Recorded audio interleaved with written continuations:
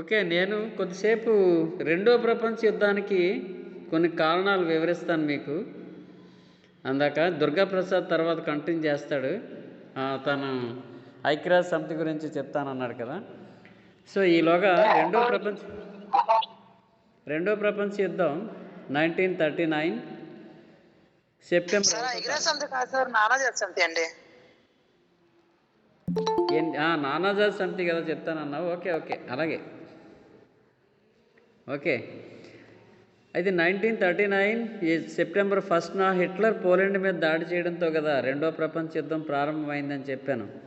దీనికి కూడా అనేక కారణాలు, కొన్ని ఇంపార్టెంట్ హైలైట్ పాయింట్స్ అందులో కొన్ని వివరిస్తాను ఈలోగా. ఏమిటంటే, మొదటి ప్రపంచ యుద్ధానికి కారణాలు చదువుకున్నాం. తర్వాత మొదటి ప్రపంచ యుద్ధం జరిగింది. ఆ తర్వాత వర్సేల్ సంధి జరిగింది.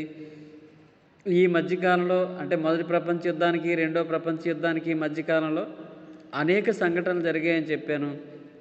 అంటే చాలా ప్రభుత్వాలు కూలిపోయాయి, రాజరికాలు కూలిపోయాయి. రష్యా, జర్మనీలో రాజరికాలు కూలిపోయాయి. ఒక దగ్గర కమ్యూనిస్ట్ ప్రభుత్వం, ఇంకొక దగ్గర ఏమో రిపబ్లిక్ ఏర్పాటైంది. కొత్త రాజ్యాలు అవతరించాయి, ఆర్థిక మాంద్యం వచ్చింది, మళ్ళీ కొన్ని నియంతృత్వ ప్రభుత్వాలు వచ్చాయి. ఆ తర్వాత మళ్ళీ రెండో ప్రపంచ యుద్ధం అనేది ప్రారంభమైంది 1939లో. ఈ మధ్య సంఘటనలన్నీ కూడా 1-2 సార్లు మీకు రివిజన్ చేయడం జరిగింది. అయితే దీనిలో మనం ముఖ్యంగా ప్రజాస్వామ్యానికి నియంతృత్వానికి మధ్య ఘర్షణ, రెండో ప్రపంచ యుద్ధంలో ఇది ప్రధానంగా జరిగిన ఒక సంఘర్షణ. నియంతృత్వానికి ప్రజాస్వామ్యానికి ఒక ఘర్షణ వాతావరణం ఏర్పడింది ఐరోపాలో. ఎలా అంటే, ఇప్పుడు ప్రజాస్వామ్య దేశాలన్నీ కూడా ఈ ఆర్థిక మాంద్యం వల్ల అతలాకుతలం అయిపోయాయి. అతలాకుతలం అంటే ఇంత అంత కాదు. ఆర్థిక మాంద్యం ప్రభావం వల్ల ఎక్కడ చూసినా నిరుద్యోగ సమస్య పెరిగిపోయి, ప్రజల తాలూకా ఆర్థిక బాధలు పెరిగిపోయి, ప్రజలు కొనుగోలు శక్తి కోల్పోయారు, ఫ్యాక్టరీలు మూతపడ్డాయి. ముందు ప్రపంచ యుద్ధంలో, మొదటి ప్రపంచ యుద్ధంలో జరిగినటువంటి హింస, ఆ తర్వాత ఆస్తులు ధ్వంసం అయిపోయాయి, వనరులు కోల్పోయారు. ఈ నష్టాలన్నీ కూడా ఎదుర్కోవడంలో ప్రజాస్వామ్య ప్రభుత్వాలు అల్లల్లాడిపోయాయి. అంటే ఏ విధంగా ప్రజలను సాటిస్ఫై చేయాలి, ప్రజలకి ఏ విధంగా ఉద్యోగ అవకాశాలు కల్పించి మళ్ళీ పూర్వ వైభవాన్ని ఎలా తీసుకురావాలి, అంత ఈజీ కాదు అది. ఎందుకంటే ఇష్టానుసారంగా మొదటి ప్రపంచ యుద్ధంలో ఖర్చు చేసేసారు, వనరులన్నీ ఎక్కువ వాడేశారు, కొన్ని పరిశ్రమలు ధ్వంసం అయిపోయి, వ్యవసాయపరంగా నష్టం వచ్చింది, ఆదాయాలు పడిపోయి, డబ్బంతా ఖర్చు చేసేసారు. ఇంక ఒకేసారి ప్రజల బాధలు తీర్చే పరిస్థితుల్లో లేవు ప్రజాస్వామ్య దేశాలన్నీ కూడా. అందుకనే కొన్ని దేశాల్లో కమ్యూనిస్టులు విజృంభించారు. దీనితో ఆర్థిక మాంద్యం 1929లో రావడం. సో ఈ పరిస్థితుల్లో ప్రజాస్వామ్యం అనేది ప్రజల బాధలు తీర్చలేని పరిస్థితుల్లో ఉండేటప్పుడు నియంతృత్వం అనేది ముందుకు వచ్చింది. అది ప్రధానంగా 3 దేశాల్లో అని చెప్పాను మీకు. నియంతృత్వం ఎక్కడెక్కడ? ఇటలీలో ముస్సోలినీ, జర్మనీలో హిట్లర్, స్పెయిన్లో జనరల్ ఫ్రాంకో. వీళ్ళు నియంతలు. ఈ నియంతలు ఈ ఆర్థిక మాంద్య పరిస్థితులను ఎదుర్కోవడంలో, లేదంటే ప్రజలను నమ్మించడంలోనూ, ముఖ్యంగా ప్రజలను నమ్మించడంలోనూ బ్యాడ్ ప్రోపగాండా, అబద్ధపు ప్రచారాలతోటి ప్రజలకి ఆశ కల్పించి ఈ నియంతృత్వ ప్రభుత్వాలు ఏర్పడ్డాయి. ఈ నియంతృత్వ ప్రభుత్వాలకి ఊరికినే ప్రజలు సపోర్ట్ చేయలేదు కదా. ఎందుకంటే గత ప్రభుత్వాలు వాళ్ళ సమస్యలు తీర్చలేకపోతున్నాయి కాబట్టి కొత్త వాళ్ళు వచ్చారు, వీళ్ళు ఏదో చేస్తామంటున్నారు. ఇటలీలో ముస్సోలినీ కానీ, జర్మనీలో హిట్లర్ కానీ, వీళ్ళు ఏదో చేస్తామంటున్నారు, మన బాధలన్నీ తీరుస్తామంటున్నారు, నిరుద్యోగ సమస్యను తీరుస్తామంటున్నారు, ఫ్యాక్టరీలు మళ్ళీ తెరిపిస్తామంటున్నారు. సో ఇవన్నీ మనం మరి ఎందుకు నమ్మకూడదు? ఇప్పుడు ఉన్న ప్రభుత్వాలు ఏమైనా చేయగలుగుతున్నాయంటే అవి ఎలాగ చేయలేదు. వీళ్ళు ఏదో చెప్తున్నారు, వీళ్ళకి ఒక అవకాశం ఇద్దామని ప్రజలు వాళ్ళకి అవకాశం ఇవ్వడం జరిగింది. అదే ప్రజాస్వామ్యాలు ఫెయిల్ అవ్వకపోతే నియంతృత్వ ప్రభుత్వాలు వచ్చేవి కాదు. ప్రజాస్వామ్యాలు ఫెయిల్ అవ్వడమే నియంతృత్వం రావడానికి బలం చేకూరింది. ఆ విధంగా నియంతలు ఎప్పుడైతే వచ్చారో వీళ్ళు మితిమీరిన స్వార్థంతో రెండో ప్రపంచ యుద్ధానికి కారకులైపోయారు. ఓకే, ఇది ప్రజాస్వామ్యానికి నియంతృత్వానికి మధ్య సంఘర్షణ అన్నమాట. ఈ ఘర్షణ పూరిత వాతావరణంలోనే ఈ మితిమీరిన స్వార్థం అది పెరిగింది. ఆ తర్వాత జర్మనీలో తీవ్ర జాతీయభావం జర్మనీలో హిట్లర్ జాతీయభావాన్ని చాలా దారుణంగా రెచ్చగొడతాడు. అంటే జర్మన్ జాతి, ప్యూర్ ఆరియన్ జాతి, జర్మన్ జాతికి ప్రపంచాన్ని ఏలే హక్కు ఉందని, భవిష్యత్తులో ప్రపంచాన్ని అంతా శాసించే హక్కు ఒక జర్మన్ జాతీయులకే ఉందని చెప్పి, ఈ జర్మనీ జాతి ఔన్నత్యాన్ని గురించి, జర్మన్ జాతి తాలూకా గొప్పతనం గురించి లేనిపోనివన్నీ కూడా చెప్పి హిట్లరు జర్మనీలో జాతీయభావాన్ని తీవ్రంగా రెచ్చగొట్టాడు. అలాగే ఇటలీలో కూడా జాతీయభావాన్ని హిట్లర్ ఇంత అంత కాదు, పూర్వ రోమన్ వైభవాన్ని తీసుకొస్తాం. పూర్వం రోమన్ చక్రవర్తులు, రోమన్ అగస్టస్ కాలం, పూర్వకాలంలో రోమన్ స్వర్ణయుగానికి చెందినటువంటి కాలాన్ని మళ్ళీ తిరిగి తీసుకొస్తానని ప్రగల్భాలు అంటే ప్రచారం, ప్రజలను నమ్మించే ప్రచారం చేశారు. అక్కడ కూడా ఇటలీ ఔన్నత్యం, ఇటలీ తాలూకా జాతీయభావం అంటే వాళ్ళ జాతి గొప్పదని, ఆ జాతికి తిరుగులేని అధికారం ఉందని, ఈ జాతి ప్రపంచాన్ని ఏలే హక్కు అధికారం ఉందని అక్కడ కూడా ముస్సోలిని ఇటలీలో ప్రచారం చేశాడు. ఈ తీవ్ర జాతీయవాదం ప్రజలందరూ కూడా యుద్ధానికే రెడీ అయ్యారు. యుద్ధం పట్లే అందరూ మొగ్గు చూపించారు. దానివల్ల ఈ తీవ్ర జాతీయవాదం మరొకసారి రెండో ప్రపంచ యుద్ధానికి కారణమైంది. అది మొదటి ప్రపంచ యుద్ధంలో కూడా తీవ్ర జాతీయవాదం ఒకటి ఉంది. అంటే ఇటలీ, జర్మనీ ఏకీకరణ సమయంలో అవి జాతీయవాదాన్ని రెచ్చగొట్టే ఏకీకరణలు సాధించాయి. అదే జాతీయవాదాన్ని మళ్ళీ మొదటి ప్రపంచ యుద్ధాల్లో ప్రచారం చేసి వాళ్ళు కూడా ప్రజలందరినీ తప్పుదోవ పట్టించారు, యుద్ధానికి కారణమయ్యారు. ఇప్పుడు కూడా హిట్లర్, ముస్సోలిని ఆ దేశాల్లో వాళ్ళ జాతి ఔన్నత్యం గురించి, గొప్పతనం గురించి లేనిపోనివన్నీ కూడా ప్రోపగాండా చేసి ప్రజలను యుద్ధం వైపే మొగ్గు చూపేటట్టు చేశారు. ప్రజలు నమ్మించి మొత్తం అంతా కూడా యుద్ధానికి కారణమయ్యే పరిస్థితులను అక్కడ క్రియేట్ చేశారు. ఓకే, ఇది తీవ్ర జాతీయవాదం. తర్వాత ఆయుధాల సేకరణ అనేది మరి దారుణం. ఇది అంటే జర్మనీ ఆయుధాలు పెంపొందించుకుంటుంది అనుకోండి, యుద్ధ ట్యాంకులు పెంచేస్తుంది, యుద్ధ విమానాలు డెవలప్ చేసేస్తుంది అంటే ఈ మిగతా వాళ్ళకి ఎలాగుంటుంది? ఆటోమేటిక్గా భయభ్రాంతులకు గురవుతారు మిగతా వాళ్ళు కూడాను. పొరుగు దేశాల్లో ఉన్నటువంటి ప్రధానంగా ఫ్రాన్సు, ఇంగ్లాండు, ఓ పక్క అవతల పక్క రష్యా, ఇక్కడ డెన్మార్క్, స్వీడన్, నార్వే, ఈ దేశాలన్నీ కూడా భయపడుతూ ఉంటాయి. అంటే ఈ ఆయుధాలు ఎవరి కోసం? ఒకవేళ భవిష్యత్తులో మన మీద యుద్ధం ప్రకటిస్తే మనము కూడా దానికి సిద్ధంగా ఉండాలి కదా. వాళ్ళంతగా విపరీతంగా సైన్యాన్ని రిక్రూట్ చేసేసి, ఆ కొత్త ఆయుధాలు కొనుగోలు చేసి, కొత్త ఎయిర్ క్రాఫ్ట్లు తయారు చేసేసి, యుద్ధ ట్యాంకులు డెవలప్ చేసేస్తూ ఉంటే పక్కనున్న పొరుగు దేశం ఎలాగైనా అవి చూసి భయపడుతుంది. మనం దానికి తగ్గట్టుగా లేకపోతే ఏదో ఒక రోజు మన రాజ్యాన్ని కూడా ఆక్రమించేస్తారు వాళ్ళు అనే భయం పెరిగింది. దాంతో ఒకరిని చూసి ఒకరు వాళ్ళకున్నటువంటి జాతీయ ఆదాయాన్ని అంతటినీ కూడా ఈ యుద్ధ కర్మాగారాలకే ఖర్చు పెట్టేస్తారు. ఎక్కడ పడితే అక్కడ అంటే ఆయుధాలు తయారు చేసే కర్మాగారాలు ఎక్కడ చూస్తే అక్కడే పెరిగిపోయాయి. విపరీతంగా రోజుకి వందల వేల కొలది ఈ యుద్ధ ట్యాంకులు కానీ, ఎయిర్ క్రాఫ్ట్స్ కానీ, తుపాకులు కానీ, బాంబులు కానీ ఇలాగా ఇష్టానుసారంగా ఉత్పత్తి చేసేసుకున్నాయి. అంటే వచ్చిన ఆదాయంలో 80-90% అంతా యుద్ధం కోసమే ఆ జాతీయ ఆదాయాన్ని ఖర్చు చేస్తారు. ప్రజల కోసం, ప్రజల సంక్షేమం కోసం 10-15% మించి ఉండేది కాదు. ఇలాగ ఆయుధాల సేకరణలో ఒకదానికొకటి పోటీ పడ్డాయి విపరీతంగాను. ఆ పోటీలో ఇంకా మరి మొత్తం తయారు చేసేసిన తర్వాత ఆయుధాలు విపరీతంగా పెంచేసుకున్న తర్వాత ఊరుకుంటారేంటి? వాటిని ఆటోమేటిక్గా యుద్ధానికే కాలు దువ్వుతారు. ఇంత ఆయుధ సంపత్తి, ఇంత సైన్యం మనకు ఉంది కాబట్టి మన ముందు ఎవడు నిలబడగలడు, ఏ దేశం మన ముందు నిలబడగలదు అనే ఒక ఆత్మస్థైర్యం పెరిగిపోయి, మితిమీరిన ఆత్మవిశ్వాసం పెరిగిపోతుంది ఆటోమేటిక్గా.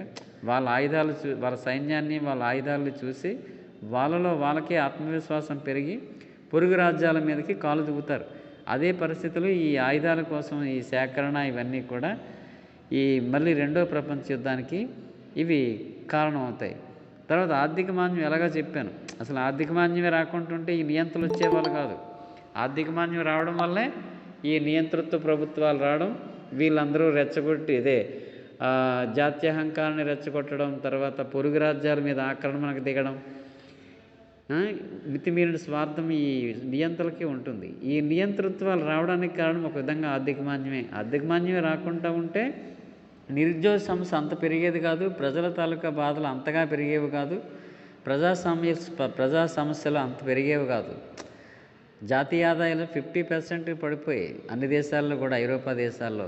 అవి మళ్ళీ పుంజుకోవడం కష్టమైపోయింది.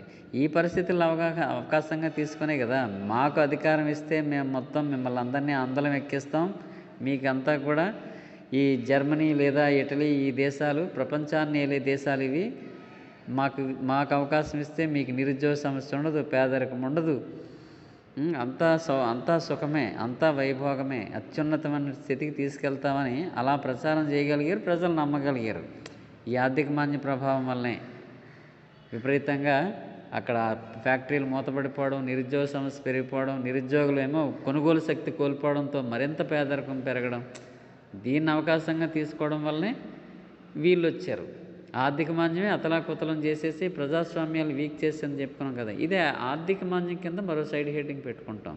అంటే తీవ్ర జాతీయవాదం ఒక సైడ్ హెడ్ కింద వస్తుంది, ప్రజాస్వామ్యానికి నియంతృత్వానికి మధ్య వచ్చినటువంటి సంఘర్షణ ఒక సైడ్ హెడ్డింగ్ కింద వస్తుంది, ఆయుధాల పోటీ ఒక సైడ్ హెడ్డింగ్ కింద వస్తుంది. ఓకే, ఆర్థిక మాంద్యం ప్రధానంగా ఇది ఒక సైడ్ హెడ్డింగ్. ఆర్థిక మాంద్యం ఏ విధంగా రెండో ప్రపంచ యుద్ధానికి కారణమైంది. ఓకే, ఇవి ప్రధానమైనటువంటి కారణాలు. ఇంకా ఉన్నాయి, 1-2 కారణాలు ఇంకా ఉన్నాయి. కానీ ఈలోగా దుర్గాప్రసాద్ నానాజాతి సమితి గురించి ప్రిపేర్ అయ్యాడు. అసలు యాక్చువల్గా నిన్నే చెప్పాల్సింది, తనకి కొంచెం ఒంట్లో బాగోపోవడం వలన ఈరోజు చెప్తానన్నాడు. సో తనకు అవకాశం ఇద్దాం. అతను ప్రిపేర్ అయిన పాయింట్ ప్రతిదీ ఇంపార్టెంటే, మీరు వింటే మీకు కూడా ఒక అవగాహన వచ్చేస్తుంది. ఒకవేళ గతంలో వినకపోయినా లేదా గతంలో విని మర్చిపోయినా ఇది ఒక రివిజన్ లాగా అయిపోతుంది. పాయింట్స్ అన్నీ జాగ్రత్తగా వినండి. ఓకే, దుర్గాప్రసాద్ స్టార్ట్ చేయి. చెప్పాలి సార్. ఓకే.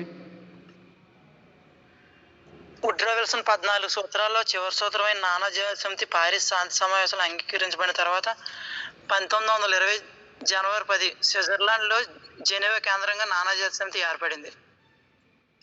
నానాజాతి సమితి యొక్క ముఖ్య అంగాలు: సమితి సార్వత్రిక సభ, సమితి మండలి, సమితి సచివాలయం, అంతర్జాతీయ న్యాయస్థానం, అంతర్జాతీయ కార్మిక సంస్థ.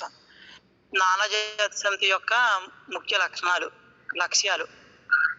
అంతర్జాతీయ శాంతి భద్రతల పరిరక్షణ, యుద్ధ నివారణ, సహకారం పెంపుదల, నెమ్మదిగానే చెప్పు, సహకార పెంపుదల మొదలైనవే కాకుండా పేదరిక నిర్మూలన, విద్య, ఆరోగ్యం, శ్రామిక స్థితిగతులు మెరుగుపరచడం మరికొన్ని లక్ష్యాలుగా నిర్దేశించడం జరిగింది. నానాజాతి సమితి సాధించిన విజయాలు: నానాజాతి సమితి గత 20 సంవత్సరాలుగా అంతర్జాతీయ శాంతిని పరిరక్షించుటకు ఏర్పడింది. 1919 నుండి 1939 వరకు కృషి చేసింది. అందులో రాజకీయ, ఆర్థిక, సాంఘిక రంగాల్లో అనేక విజయాలు సాధించింది. రాజకీయ రంగాల్లో సాధించిన విజయాలు: నానాజాతి సమితి రాజకీయ రంగంలో సుమారు 40 సమస్యలు పరిష్కరించింది. 40 రకాల సమస్యలు పరిష్కరించడం జరిగింది. అవి పోలాండ్ దీవుల వివాదం, పోలాండ్ దీవుల వివాదమే, సెర్బియా, హాలాండ్,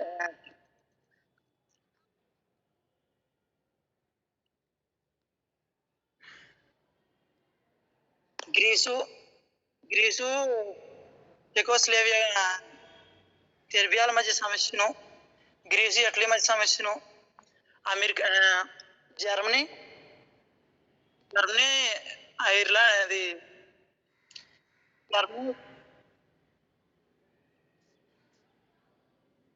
ఇటలీ, టర్కీల మధ్య సమస్యని,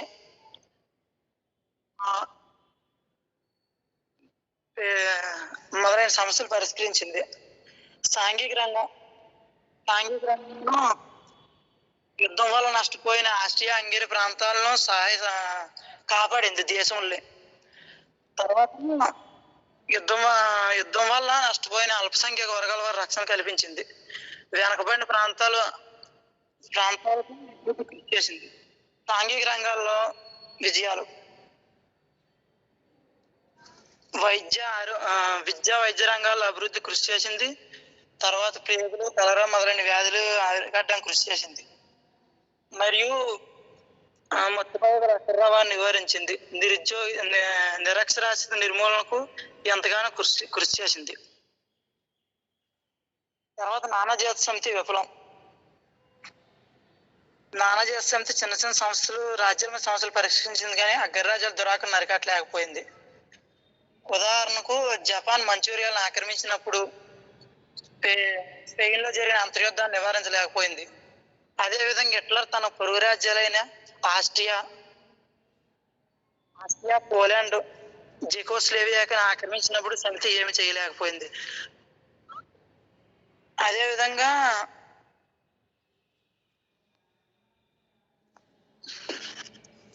ముస్సోల్ని ఇథియోపియాను ఆక్రమించినప్పుడు సమితి ఏమి చేయలేక నిస్సహాయ స్థితిలో ఉండిపోయింది.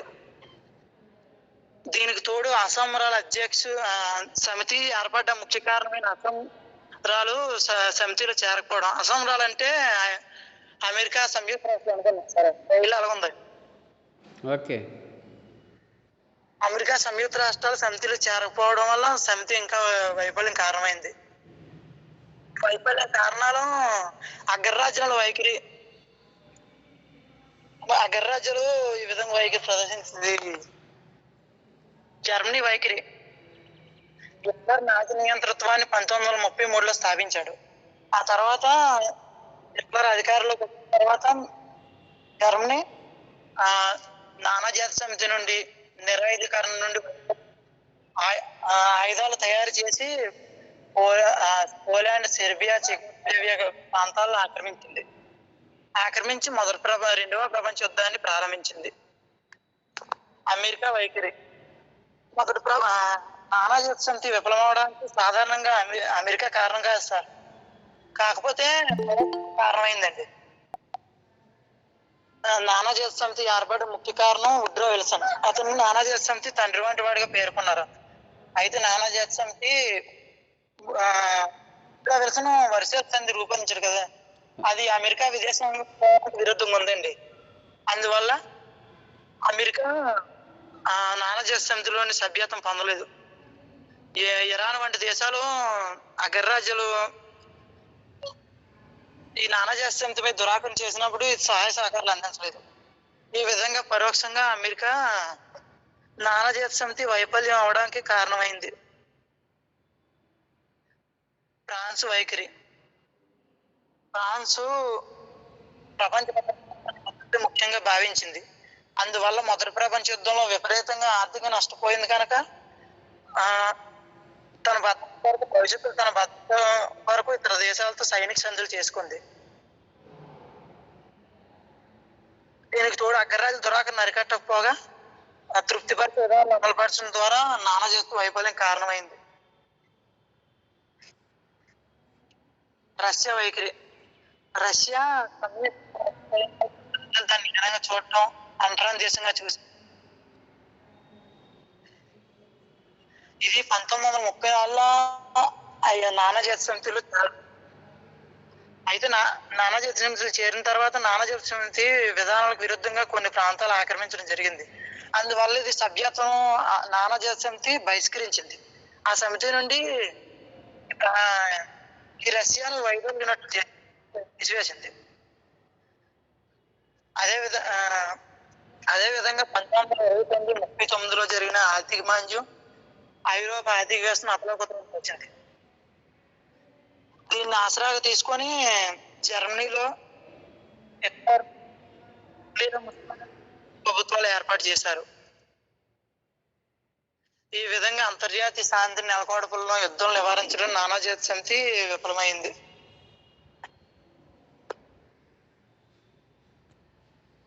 ఓకే, అయిపోయిందా? ఇంకా ఉందా? అంతే సార్. అంతేనా? Okay okay. సో చాలా పాయింట్స్ టూకీగా అయిపోయి ఇంచుమించుగా అన్ని ప్రధాన పాయింట్లు కూడా. అయితే రాసేటప్పుడు మరికొంచెం వివరించి రాస్తారు. మెయిన్ పాయింట్స్ అవే, వాటిని బేస్ చేసుకుని రాయాల్సి ఉంటుంది మామూలుగా.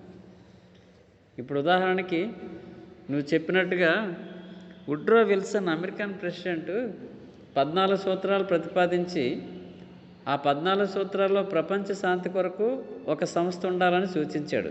దానికి అనుగుణంగా చేరింది.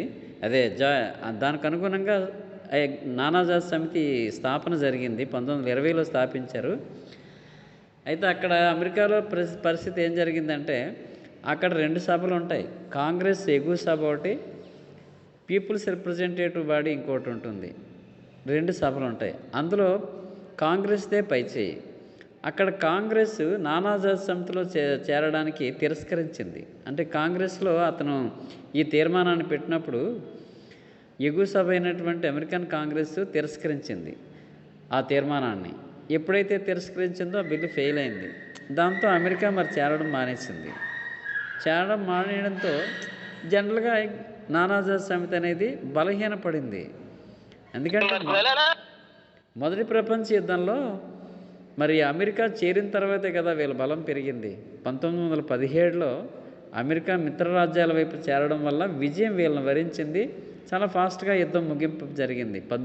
అమెరికా చేరిన ఇంక 1 ఇయర్లోనే మొదటి ప్రపంచ యుద్ధం ముగిసిపోయింది. అంటే అమెరికాకి అపారమైనటువంటి వనరులు ఉన్నాయి, విశాలమైనటువంటి భూభాగం ఉంది, ఒక పారిశ్రామికంగా కూడా అభివృద్ధి చెందింది. ఉత్తర అమెరికా అంటే అమెరికా ఖండంలో ఉత్తర ప్రాంతం అంతా కూడా పారిశ్రామికంగాను, దక్షిణ ప్రాంతం అంతా కూడా వ్యవసాయకంగాను అభివృద్ధి చెందాయి. ఓకే, దీనివలన అమెరికా ప్లస్ ఇంకో పాయింట్ ఏంటంటే అమెరికాలో యుద్ధం ఎప్పుడూ జరగలేదు. యుద్ధం అంతా కూడా అట్లాంటిక్ సముద్రం యువతలు ఉన్నటువంటి ఐరోపా ఖండంలోనే యుద్ధాలు జరిగాయి. కానీ ఉత్తర అమెరికా ఖండంలో ఎప్పుడు ఎవడో ఒక బాంబు కూడా వేయలేదు. అది దూరం, అట్లాంటిక్ సముద్రాన్ని దాటి వెళ్ళి అక్కడ బాంబులు వేయాలి. ఎవడేస్తాడు అక్కడికి వెళ్ళి? సో యుద్ధం అంతా కూడా యువతలే జరిగింది. దానివల్ల అమెరికా ఎటువైపు ఉంటే అటువైపు బలం పెరిగిపోతుంది ఆటోమేటిక్గా. మరి అమెరికా సూచించాడు వుడ్రో విల్సన్, తను చేరకపోవడం వల్ల ఆటోమేటిక్గా బలహీనపడింది. పైగా నానాజాతి సమితికి రక్షక దళాలు లేవు, వీళ్ళే ఇవ్వాలి. ఎవరు? ఈ పెర్మనెంట్ దేశాలైనటువంటి ఈ బ్రిటను, ఫ్రాన్సు, జపాను, ఇటలీ, ఈ దేశాలే మళ్ళీ సైన్యాన్ని సప్లై చేయాలి. సో దానికి ఎటువంటి స్వతంత్రంగా సైనిక ప్రతిపత్తి లేదు, అధికారం లేదు. అందుకనే ఒక చరిత్రకారుడు దీన్ని ఏమంటారంటే నానాజాతి సమితిని కోరల్లేని సింహం లాంటిది, లేదా కోరల్లేని పాము లాంటిది అన్నట్టుగా ఇది కోరల్లేని ఒక విష జంతువు లాంటిది. అంటే కరిస్తే ప్రమాదమే, కానీ కరవడానికి దానికి కోరలు లేవు. దాంతో అది హెల్ప్లెస్ బాడీ అనమాట నానాజాతి సమితి. జస్ట్ పులిలా గాండ్రిస్తుంది తప్ప కరవలేదు ఎవరిని కూడా. ఆ టైపులో దీని బలహీనతలన్నీ కూడా అగ్రరాజ్యాలకు తెలుసు కాబట్టి అగ్రరాజ్యాల తాలూకా దురాక్రమణే ఇది వైఫల్యానికి కారణం అని చెప్తాం జనరల్గానే. ఎందుకంటే కంచే చేను మేయడం విన్నారు కదా, కంచే చేను మేయడం లాగా అయింది ఆ నానాజాతి సమితి పరిస్థితి. అంటే కాపాడవలసినటువంటి అగ్రరాజ్యాలు, పెర్మనెంట్ దేశాలే దుర్మార్గంగా ఆక్రమణలకి దళపడ్డాయి, పొరుగు రాజ్యాల మీద వాటిని ఆక్రమించుకోవడం మొదలుపెట్టాయి. ఇంకెవడేం చేస్తాడు? ఇప్పుడు ఇటలీ ఉంది. ఇటలీ 1935లో ఇథియోపియాని అన్యాయంగా ఆక్రమించింది. అది నానాజాతి సమితి సూత్రాలకు విరుద్ధం. ఏమనంటే మాకు అక్కర్లేదు, మేము నానాజాతి సమితిలో మాకు సభ్యత్వమే అక్కర్లేదన్నారు. అలాగే జపాను పెర్మనెంట్ దేశం, అది రక్షించాల్సిన బాధ్యత దానికి ఉంది నానాజాతి సమితిని. అది 1933లో ఏం చేసింది? మంచూరియాని ఆక్రమించేసింది. చైనాలో అంతర్భాగమైనటువంటి మంచూరియాని ఆక్రమించి నేను కూడా నానాజాతి దాని మీద ఎప్పుడైతే మంచూరియాని జపాన్ ఆక్రమించిందో నానాజాతి సమితి దాని మీద యాక్షన్ తీసుకోమని ఒక కమిటీని వేస్తుంది. నా మీద మీరు యాక్షన్ తీసుకోవడం ఏంటో, అసలు మీ నానాజాతి సమితిలో నాకు సభ్యత్వమే అక్కర్లేదని సభ్యత్వం విరమించేసుకుంది. ఓకే, ఇక దుర్గాప్రసాద్ ఇంకో పాయింట్ చెప్పాడు, అదే రష్యా మీద. రష్యాని అంటరాని దేశంగా చూశారు. ఎందుకంటే రష్యాలో కమ్యూనిజం కదా, ఇంతకుముందు చెప్పుకున్నాం. కమ్యూనిజం ఎప్పుడైతే ఈ రష్యాలో ఏర్పడిందో అన్ని దేశాలు దాన్ని శత్రు దేశంగా చూశారు. ఎందుకని? కమ్యూనిజం అంటే పెట్టుబడిదారీ దేశాలకి భయం. వీళ్ళ దేశాల్లో కూడా కమ్యూనిజం వస్తే వీళ్ళ ఆస్తులు ఎక్కడ కోల్పోవలసి వస్తుందేమో అని పెట్టుబడిదారులు అందరూ కూడా కమ్యూనిజాన్ని వ్యతిరేకిస్తూ ఉంటారు. ఆ విధంగా రష్యాని దూరంగా పెట్టేశారు. రష్యా ఉన్నా సరే కొంత బలం ఉండేది. రష్యాని 1934 వరకు తన సభ్యత్వం ఇవ్వలేదు, 1934లో సభ్యత్వం ఇచ్చారు. అలాగే జర్మనీకి కూడా 1926 వరకు దానికి సభ్యత్వం ఇవ్వలేదు, 1926లో జర్మనీకి సభ్యత్వం ఇచ్చారు. తర్వాత హిట్లర్ మళ్ళీ నానాజాతి సమితి లేదు, ఏడు గుడ్డు లేదని సింపుల్గా ఆడు విరమించేసుకున్నాడు దీంట్లోంచి. తర్వాత అన్నీ తోసి పారేశాడు. ఇది వర్సేల్ సంధిలో ఉన్నటువంటి లోపాలన్నింటినీ కూడా, లోపాలంటే ఐ మీన్ అక్కడ నష్టపరిహారం కానీ అవన్నీ కూడా ఎగ్గొట్టేశాడు ఓపెన్గానే. సో ఈ విధంగా అగ్రరాజ్యాలన్నీ కూడా అలా చూస్తూ, కొన్ని ఏమో దురాక్రమణలు చేసే, ఇంగ్లాండ్ ఏమో అలా చూస్తూ ఉంది జరుగుతున్న విషయాలన్నీ కూడా ఏమి చేయకుండా. సో అగ్రరాజ్యాల తాలూకా దుర్మార్గపు స్వార్థపూరితమైనటువంటి ఆక్రమణలు ఇది మరొక కారణం. అయితే ఇది సాంఘిక సాంకేతిక రంగాల్లో కొంత విజయాలు సాధించింది. ఆరోగ్యం, తర్వాత విద్య, సాంకేతిక అభివృద్ధిలో మిగతా దేశాలకి సహకారాన్ని అందించడం కానీ గొప్పగానే సాధించింది. కొన్ని దీవుల రెండు దేశాల మధ్య చిన్న చిన్న వివాదాలను పరిష్కరించగలిగింది. కానీ రాను రాను బలహీనపడడం మొదలైంది. ఎప్పుడైతే ఆర్థిక మాంద్యం వచ్చిందో, ఆర్థిక మాంద్యం తర్వాత నియంతృత్వ ప్రభుత్వాలు ఎప్పుడైతే ఏర్పడ్డాయో, ఈ వచ్చిన తర్వాత ఇంక నానాజాతి సమితి చేతులు ఎత్తేసింది. ఎందుకంటే దానిని మించిపోయిన బలవంతులు తయారయ్యారు. 1930s తర్వాత జపాన్ ఆక్రమణ చేసింది. 1930 వరకు నానాజాతి సమితి బాగానే పనిచేసింది. 1930 తర్వాత ఈ ఆర్థిక మాంద్య ప్రభావంతో నియంతలు రావడం, ఈ నియంతలు ముస్సోల్ని ఇథియోపియాను ఆక్రమించడం, హిట్లర్ ఏమో ఆస్ట్రియాను, చెకోస్లోవేకియాను ఆక్రమించడం, పోలాండ్ను ఆక్రమించడం, ఏమీ చేయలేకపోయింది నానాజాతి సమితి. సో 30s తర్వాత ఆటోమేటిక్గా బలహీన పడిపోయింది నానాజాతి సమితి. అంటే రెండవ ప్రపంచ యుద్ధాన్ని ఆపలేకపోయింది, అంటే నిస్సహాయ స్థితిలో ఉండిపోయింది. ఈ విధంగా వైఫల్యాలు, నానాజాతి సమితి వైఫల్యం రెండో ప్రపంచ యుద్ధానికి ఒక కారణం. ఇందాక నేను కొన్ని కారణాలు చెప్పాను కదా, ఆ కారణాల్లో ఇదొక కారణం. రెండో ప్రపంచ యుద్ధానికి కారణాల్లో ఇదొక సైడ్ హెడ్డింగ్ వస్తుంది, నానాజాతి సమితి వైఫల్యం. అది ఎందుకు వైఫల్యం అయిందో ఇప్పుడు అన్నీ చెప్పుకున్నాం కాబట్టి అక్కడ ఆ మ్యాటర్ రాసేస్తారు రెండో ప్రపంచ యుద్ధ కారణాల్లో. అలాగే ఇక్కడ ఇంకో పాయింట్ డిస్కస్ చేస్తాం కదా, రష్యాని అంటరాని దేశంగా చూడడం. రష్యాలో కమ్యూనిజం అంటే పెట్టుబడిదారీ దేశాలకి పడకపోవడం అంటే భయం. కమ్యూనిజం వస్తే వీళ్ళు వేల కోట్లు, వందల కోట్లు సంపాదించుకున్న పెట్టుబడిదారులు వాళ్ళ ఆస్తులు కోల్పోవలసి వస్తుంది. ఆటోమేటిక్గా జాతీయం చేసేస్తారు ఆస్తులన్నింటినీ కూడా, అంటే ప్రజల సొత్తు చేసేస్తారు. ప్రైవేట్ ఆస్తి అనేది ఉండదు కదా కమ్యూనిజంలో. అందుకని పెట్టుబడిదారీ దేశాలు మిగతావన్నీ ఒక రష్యా తప్ప. సో ఇవన్నీ కూడా దాన్ని అంటరాని దేశంగా చూడడంతో అది దూరంగా అవడం. ఎంతసేపు ఈ హిట్లర్ని, ముస్సోల్ని అటు ఎగ్గరపడం మొదలుపెట్టారు. హిట్లర్, ముస్సోల్ని వీళ్ళు యాంటీ కొమింటర్న్ ప్యాక్ట్ చేసుకున్నారు కదా, కమ్యూనిజానికి వ్యతిరేక ఒప్పందం. దాంతో వీళ్ళు రష్యా వైపు వీళ్ళని ఎగరొబ్బడం, అంటే అటువైపు రెచ్చగొట్టడం. రష్యా మీద దండయాత్రకి వెళ్తారులే వీళ్ళని ఎగరొబ్బడం. దానికోసం ఫ్రాన్సు, ఇంగ్లాండు సంతృప్తిపరిచే విధానాన్ని అవలంబించారు. అదొక సైడ్ హెడ్డింగ్ కింద వస్తుంది. సంతృప్తిపరిచే విధానం అంటే ఏంటి? హిట్లర్ని, ముస్సోల్ని వాళ్ళు ఎన్ని వెధవ పనులు చేసినా, దుర్మార్గంగా ఎన్ని ప్రాంతాలను ఆక్రమించుకున్నా వీళ్ళేమో వాళ్ళని సంతృప్తిపరిచే విధానం. పోన్లే ఇది ఒకటే ఆక్రమించుకున్నాడు కదా, ఇంకా ఆ తర్వాత రష్యా మీదకే వెళ్తాడులే అని వీడు మొట్టమొదట చెకోస్లోవియాని ఆక్రమించినప్పుడు ఏమీ అనలేకపోయారు. ఆ తర్వాత సుడిటెన్లాండ్ ప్రాంతాన్ని ఆక్రమించినప్పుడు ఏమనలేకపోయారు హిట్లర్. ఆ తర్వాత చెకోస్లోవియాకి మొత్తాన్ని ఆక్రమించినప్పుడు ఏమి చేయలేకపోయారు. అలాగే ముస్సోల్ని ఇథియోపియాని ఆక్రమించినప్పుడు కూడా ఈ ఫ్రాన్స్, ఇంగ్లాండ్ అలా చూస్తూ వాళ్ళు సాటిస్ఫై చేసే విధానం. ఎందుకు సంతృప్తి పరచాలనుకుంటున్నారు? ఏవో చిన్నవి ఇవి సంతృప్తి పరిచేస్తే తర్వాత రష్యా మీదకే దండయాత్రకు వెళ్తారు కాబట్టి అక్కడ కమ్యూనిజం నశించిపోతే పెట్టుబడిదారీ విధానం దీర్ఘకాలం వర్ధిల్లుతుంది అనే వాళ్ళ తాలూకా స్వార్థం. ఈ సంతృప్తిపరిచే విధానాన్ని అవలంబించడం వల్ల వీళ్ళు ముదిరిపోయారు. అసలు మొట్టమొదటిసారే హిట్లర్ ఆస్ట్రియాను ఆక్రమించినప్పుడే వాడి మీద సరైన చర్యలు తీసుకొని హిట్లర్ని కంట్రోల్ చేస్తుంటే వీడి తర్వాత మరింత స్వార్థంతో ప్రపంచాన్ని ఆక్రమించేయాలంత స్వార్థం పెరిగేది కాదు. ఆదిలోనే అడ్డుకట్ట వేయాలి. కానీ ఈ ఫ్రాన్స్, ఇంగ్లాండ్ దేశాలు ఆదిలోనే ఏమి అడ్డుకట్ట వేయకుండా సాటిస్ఫై చేయడం మొదలుపెట్టారు. పోన్లే ఆస్ట్రియా ఒకటే కదా అన్నారు. ఆ తర్వాత సుడిటెన్లాండ్ ప్రాంతాన్ని ఆక్రమించినప్పుడు పోన్లే ఇది ఒకటే కదా, పోన్లే ఇది కూడా తీసుకొనిలే, తర్వాత ఆడి తగ్గుతాడు, రష్యా మీదకి వెళ్తాడులే యుద్ధానికి అని వాళ్ళ భావన వాళ్ళది. ఇంక ఈడు ఏకండగా పోలాండ్ మీద ఆక్రమణ చేయడం, ఆ తర్వాత రష్యాతో నిర్యుద్ధ సంధి. నిన్న చెప్పాను ఈ పాయింట్. రష్యాతో యుద్ధ వ్యతిరేక ఒప్పందం. రష్యాతో మనిద్దరం ఎప్పుడు యుద్ధానికి తలపడకూడదని వాళ్ళు నిర్యుద్ధ సంధి చేసుకోవడంతో వీళ్ళు ఒక్కసారిగా షాక్ అయ్యారని చెప్పాను. ఈ షాక్ ఒకేసారి వాళ్ళందరూ కూడా వాళ్ళ ఆయుధాలని ఎక్కడికక్కడ సర్దుకోవడం మొదలుపెట్టారనమాట.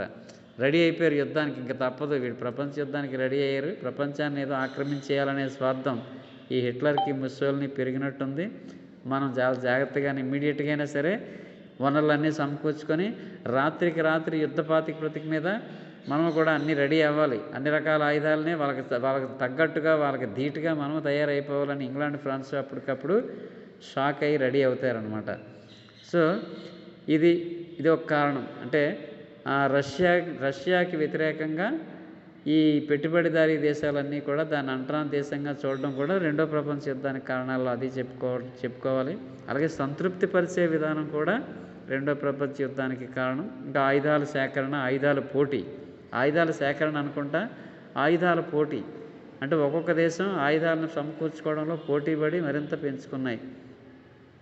సో ఇప్పుడు ఇందాక ఆర్థిక మాంద్యం కానీ, మితిమీరిన జాతీయభావం కానీ, హిట్లరు, ముస్సోలిని తాలూకా దురాగతాలు, వాళ్ళ స్వార్థం లేదా నియంతృత్వం, ప్రజాస్వామ్య దేశాల మధ్య వచ్చినటువంటి సంఘర్షణ, ఇవన్నీ రెండో ప్రపంచ యుద్ధానికి కారణాలు. ఇవాళ నానాజా సమితి మీకు చక్కగా రివిజన్ అయింది. రెండో ప్రపంచ యుద్ధం ఇది రెండోసారి మూడోసారి చెప్పడం. ఆల్రెడీ రెండో ప్రపంచ యుద్ధానికి కారణాలు చాలా క్లియర్గా ఆల్రెడీ 1-2 సార్లు చెప్పాను. మరొకసారి మరి కొంతమంది కొత్త వాళ్ళు ఇంకా అటెండ్ అవుతున్నారు కాబట్టి మళ్ళీ ఆ కారణాలన్నింటినీ కూడా జాగ్రత్తగా వివరించాను. అవి ఒకసారి చెప్పిన తర్వాత వెంటనే ఒక్క పావుగంట సేపు మీరు తిరగేసుకుంటే ఈజీగా అర్థమవుతుంది, గుర్తుంటుంది. రేపో ఎల్లుండో చూద్దాంలే, ఈరోజు మేస్టర్ ఏదో చెప్పారు ఆ తర్వాత చూద్దాంలే అనుకుంటే మీకు అది మళ్ళీ కొత్తగా చదివినట్టు ఉంటుంది. అందుకని ఏం చేయాలంటే ఏ మేస్టర్ ఏ పాఠం చెప్పినా దాన్ని వెంటనే ఒకసారి ఒక్క పావుగంట సేపు బుక్ తీసి అలాగ రెఫర్ చేస్తారనుకోండి, మీకు ఈజీగా కనెక్ట్ అవుతుంది మైండ్లో. పాయింట్స్ ఎక్కువ కాలం కొద్దిగా నిలబడతాయి పరీక్ష రాయడానికి. ఓకే, మీ పరీక్షలు సెప్టెంబర్ 2వ తారీఖునగా తెలుసు కదా. మీకు కొత్త షెడ్యూల్ నిన్నే యూనివర్సిటీ అధికారులు, వైస్ ఛాన్సలర్ నిర్ణయం తీసుకోవడం జరిగింది. 18వ తారీఖు నుంచి అది second semester and fourth semester వరకు సార్. మరి మీకును 6th సెమిస్టర్ ఉంటుంది. 6th సెమిస్టర్ అలాగే పేపర్లు ఇవ్వలేదు సార్. అలా ఇవ్వలేదా? ఇవ్వలేదు sir. Second semester and fourth semester అని సార్. లేదు, మీకు ఫస్ట్ సెమిస్టర్ 18 నుంచి జరిగితే సెప్టెంబర్ 2వ తారీఖు నుంచి మీకు 4th semester 6th semester exam జరుగుతాయి, ఉదయం మధ్యాహ్నం కూడా. Okay sir, thank you sir. September 2 నుంచి మీకు ప్రారంభం. సార్ గ్రూప్ లో పెట్టిన ఫేకేనండి అది? ఆ టైం టేబుల్ ఫేకే. ఇప్పుడు కొత్త టైం టేబుల్ 2 రోజుల్లో వచ్చేస్తుంది. ఎందుకంటే నిర్ణయం తీసుకున్నారు కదా వైస్ ఛాన్సలర్, ఈ ప్రిన్సిపల్ సమావేశం జరిగింది. ఆ మీటింగ్లో డెసిషన్ తీసుకున్నారు. ఈరోజు రేపు మీకు కొత్త టైం టేబుల్ అధికారికంగా వస్తుంది అనమాట. సరే sir, okay. Thank you sir. మీకు మరికొన్ని 15 రోజులు టైం దొరికింది. మీకు 16వ తారీఖు నుంచి ఒకవేళ ఆఫ్లైన్లో ఉంటే కాలేజీ కూడా వద్దరు, కానీ ఈ లోపు నీకు ఆన్లైన్ క్లాసులు వింటూ ఉండండి. మీకు ఇంకో 15 రోజుల పాటు, మీకు 10 కాదు కానీ 15 కాదు కానీ ఒక 12 రోజుల పాటు మీకు ఇంకా వెసులుబాటు దొరికింది కాబట్టి మొత్తం అన్నీ చదివేయండి. డిగ్రీ హ్యాపీగా మంచి మార్కులతో పాస్ అయిపోతారు. తర్వాత ఏం చేయాలనేది ఆలోచించవచ్చు. ఓకేనా? సరే సార్. ఓకే. క్లాస్